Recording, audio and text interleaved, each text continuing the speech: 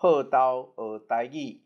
第52集啊。各位朋友，大家好，咱即马要来介绍是甲手的动作相关的一寡台语字吼。咱第一字要介绍即字叫做背啊，那是握住、拿着、控制着的意思。咱譬如讲掰掉的掰掉的就是握住了掰掉的好，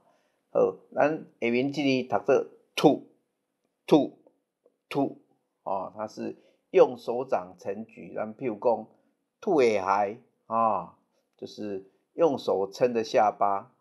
另外它还有以长形物体为支点或着力点来顶住、阻住或者撑住。咱譬如讲吐拐就是拄的拐杖或是说吐戏洋吐洋就是扮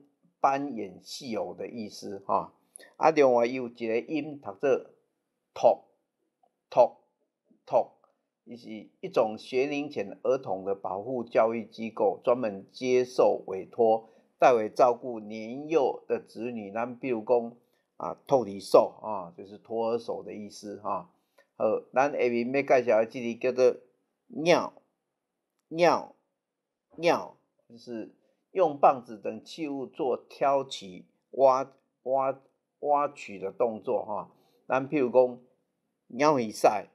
就是掏耳屎的意思好，下面佫介绍这字读作变，它是欺诈、拐骗的意思。咱比如讲，伊真够甲人变就是他很会诓人家另外，它还有那个骗子的意思咱比如讲变神就是骗子囊中好，